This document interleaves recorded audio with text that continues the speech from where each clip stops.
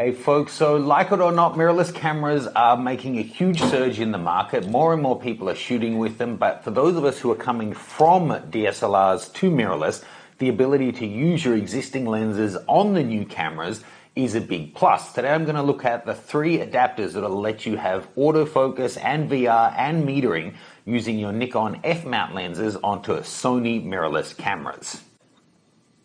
Hey folks, I'm actually planning to give away one of these adapters, so make sure you're following along on Instagram and Facebook, turn on notifications, and you can sign up to my mailing list at mattgranger.com.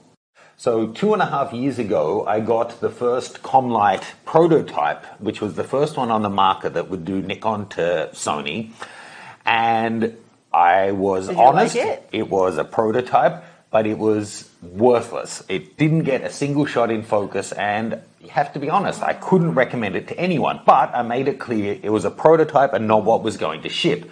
Still, they didn't speak to me for 2 years, and then out of the blue, I heard from them again. It's now up to version 6 software, and they offered to send one out, so I thought, let's do it. Let's see how far it's come in 2.5 years and see if it's actually a viable option now. So I've got the A7R Mark II. I'm getting the A9 in today to do some testing with. If you want to grab that lens up from there, we're going to use the 85mm 1.4G, the 200mm f2 just to see if they really have the enough power to transfer to drive a beast like this, and the perennial 24-70, which I know a lot of people own, to see. Now, rather than just do one, I thought I would get in 3 of the leading adapters and compare them and see which one is best. First off is the Comlight version 6. Second, I got the Velo, which is, I'm pretty sure it's a B&H's house brand. And then I got the Photodiox Pro Fusion Mark II. So that's the 3. Now, I don't want to name drop, but a little birdie told me that for whatever reason, there's only really one company making the internals for this, that reverse engineering Nikon lenses is really tricky, which is why they don't work as well, and it's taken a lot longer to come out with adapters. And they said all of the adapters on the market are the same parts inside. Oh. So if that's true, we would, on one hand, maybe expect the performance would be the same, but so often I'm seeing the same parts put into different application by different people with different software, and you get different results. So one, I will compare them and actually see, is the performance different? But other than that, we'll be looking at how's the build quality differences, how's the finishing, and another thing you want to think about is how's the after-sales service going to be? I can't compare that, but here we've got Comlight, who I don't think have an office in America, are a Chinese brand. They're all made in China. I'm not saying being Chinese is something that is dicey. B&H, assuming that is where you would go for service, are in New York and easy to contact.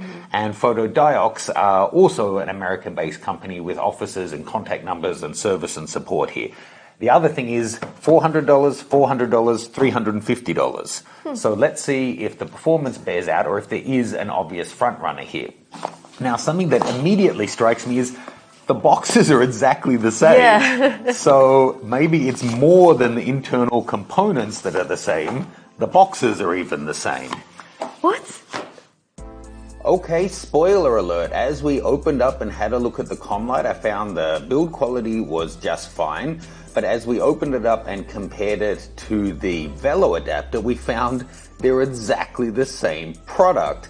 The cutout, the packaging, the plastic bag it was in, the desiccant container, the caps it had, everything was exactly the same, just the way the places that it had printing on it was different. Interesting that the Comlight is the only one that doesn't mention that it's made in China. As we opened up the Photodiox Pro one, we found it's the same too, just that it has gold front and rear pieces and an orange button. And for some reason, the front cap has a shiny interior rather than a matte interior like the other two. But looking across the 3 of them, they appear to be exactly the same adapter. We discovered that over 10 minutes, so I thought I'd compress that down for you. So jumping ahead, we put on the 85mm Bardis onto the A7R Mark II and had Steph stop playing with the cat Tyson for a moment. Do a little benchmark to see how long it takes to focus. No problem in the lighting and the setup that we had. and then we ran through each one of the different adapters. First the COM light, then the Photodiox Pro, and then the Velo. And I have to say all of them performed fine and completely usable in this scenario. 3, 2, 1. Yeah, I would say the performance of all three is exactly the same.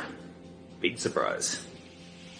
Okay folks, so now we're outdoors. Thanks to B&H Photo for sending out a brand new A9 for us to do this testing with.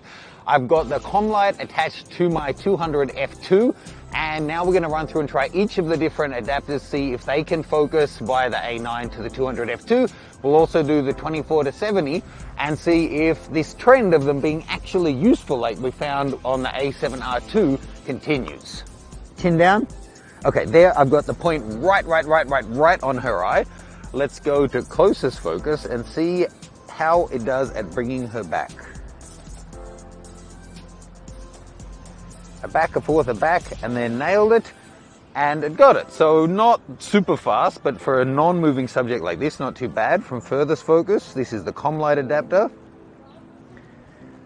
Ooh, a lot less certain from furthest focus, but it does still get it. And let's just check the shot. Beautifully sharp and in focus. Closest focus, Photodiox. Okay, I would say that is slower than the COM light, but it got it, and let's check it. Yeah, beautiful. Let's go to furthest focus. Yeah, definitely on this one slower. I didn't notice any difference on them when I was shooting in studio. But god damn, isn't that, there's a reason I call this the god of lenses. You're ridiculous. Look at that.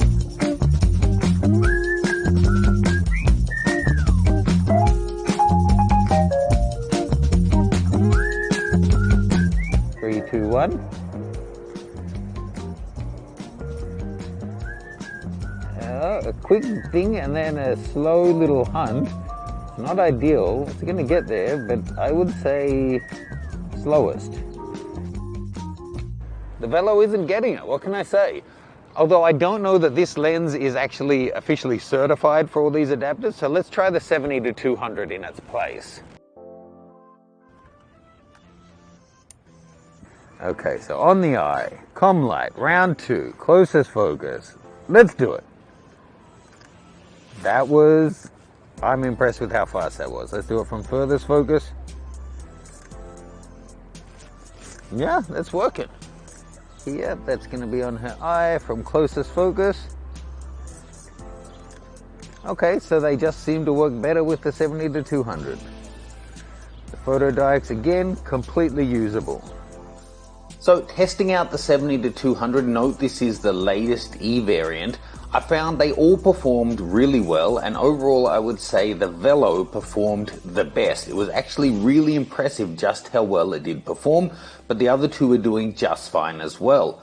I also then went ahead and used the 24 to 70, the original f2.8, not the VR version, and the 50mm f1.8G, and both of them again were eminently usable. Not a whole lot of variation between the three, but I would say with those two more common lenses, actually it was the Photodiox Pro that did the best.